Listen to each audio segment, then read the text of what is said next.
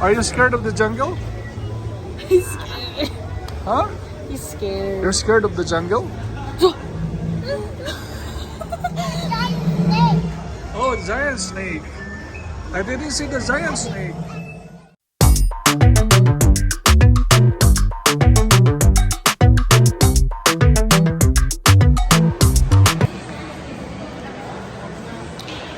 Where are you going, Mateo? Jungle. The jungle? I don't see them.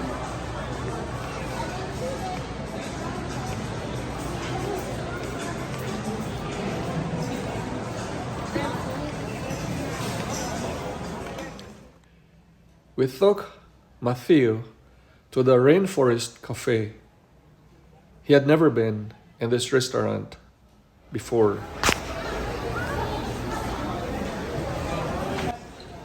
I can tell, like any child his age, that he was excited to go inside.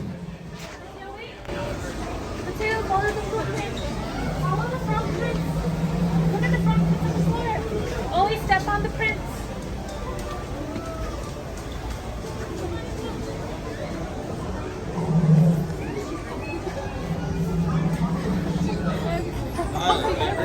They have red pandas. Red pandas are my favorite.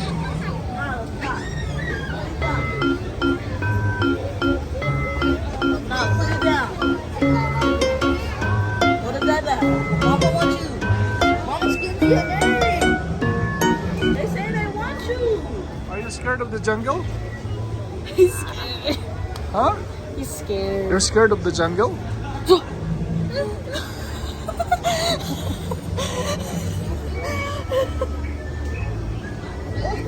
Look at the water in there. Look at the water in there. You can tell that he was not scared at all. In fact, you could tell that he was excited. At 4 years old, like any child.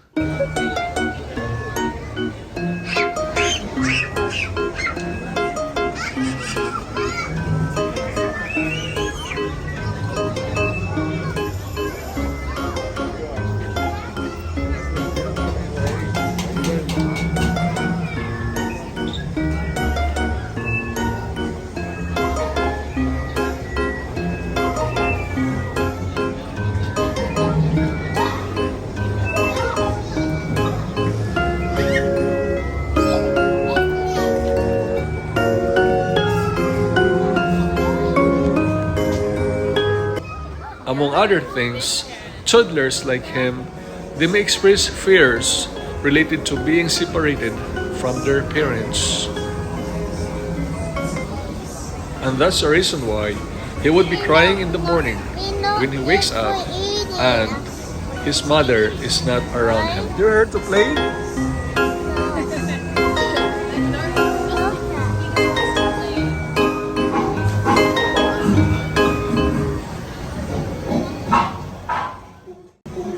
At his age, he is curious and full of imaginations. That's why this was a perfect time for us to bring him to this restaurant.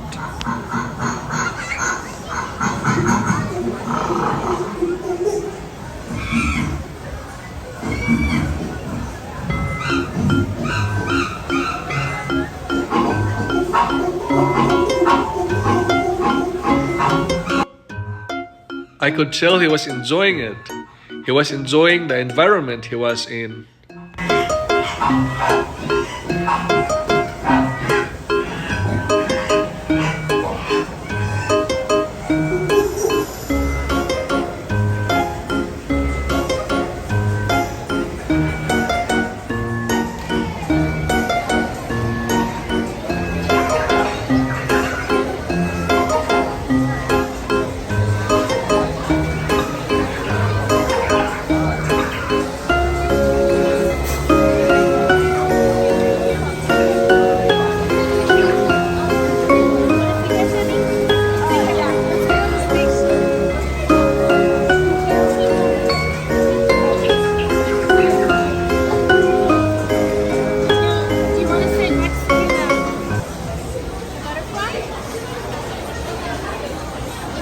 Or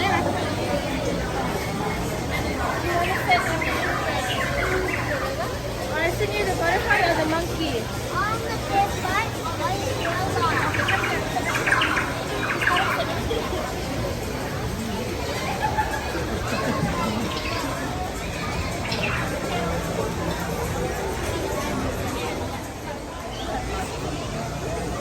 I was reminded of the time when I was 8 years old and I was in Manila Zoo for the first time in my life. Almost all the children at home, they never had a chance to see a zoo in their childhood.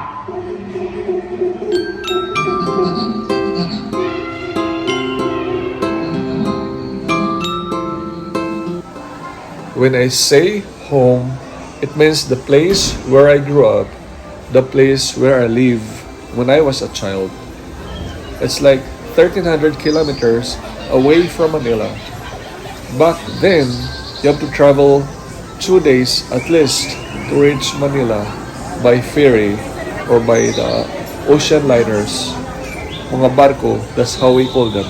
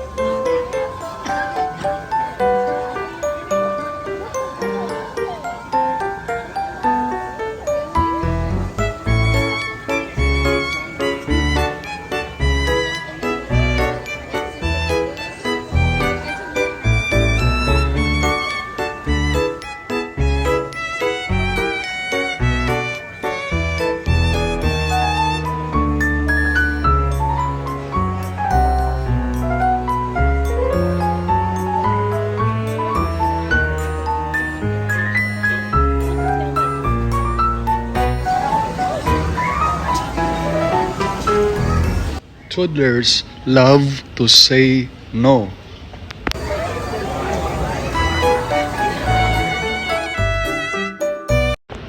They run away from you just as when you least expect it.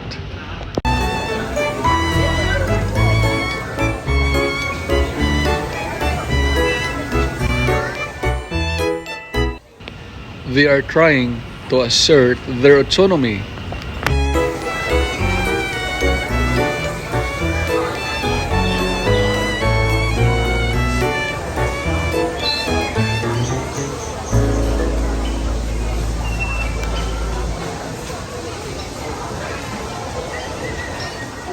They also like to play tantrums.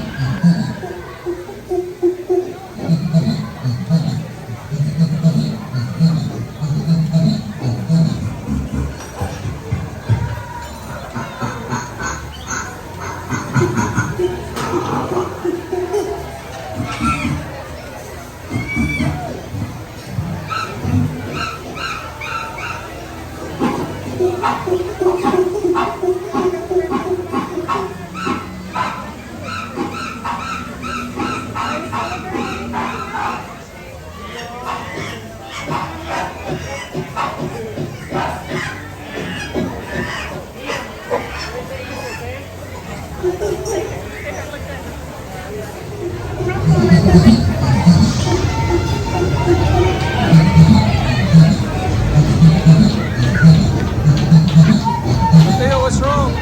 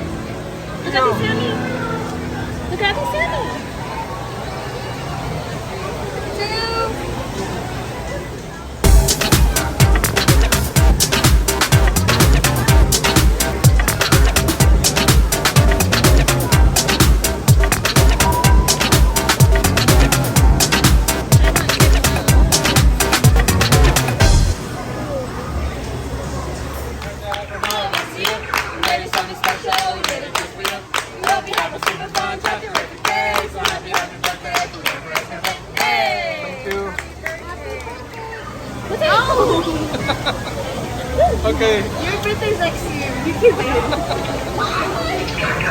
Okay, Sammy, blow it. Blow it.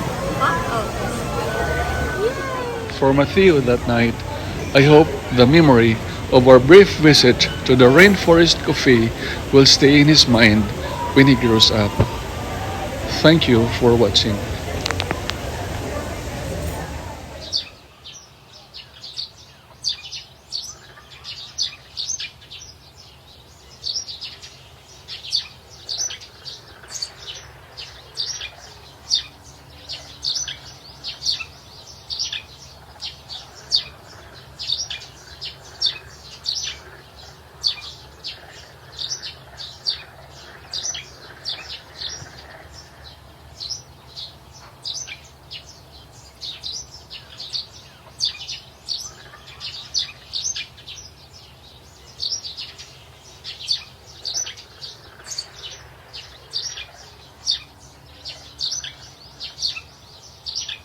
We're supposed to No, meet no. Look, come with me. What? No. What do you want? I don't think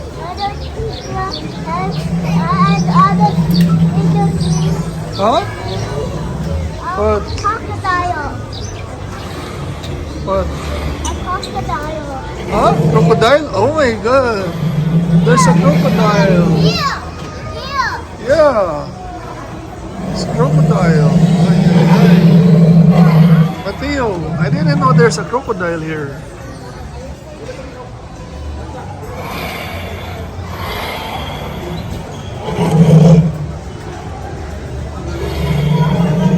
Oh. Are you not scared? Huh?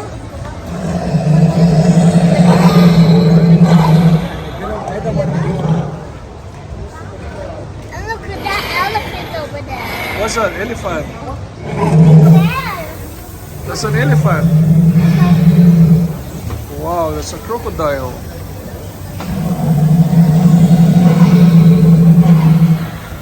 And a green elephant. A green. What is that? Green. What is it? Not a green elephant. Green. Elephant. Look at tail. Huh? Tail? Yeah, that's a crocodile's tail.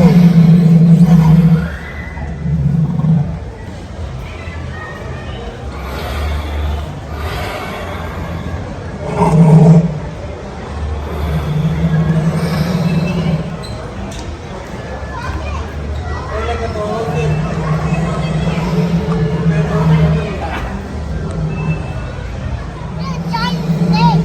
Oh, giant snake. I didn't see the giant snake.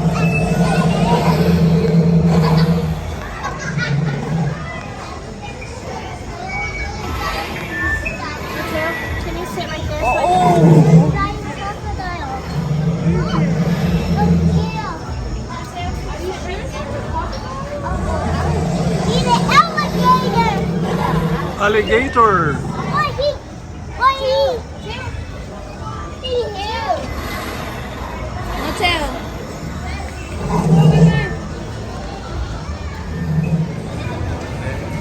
Acá. Vamos. Thank you. You're welcome. I was talking to him in Arabic. Yeah, he's from Egypt. Just remember I told you I met someone from Egypt last time? So I was looking for him. And yeah, he's on another side of the building. Where's Sammy? Come on, birthday girl. Let's go.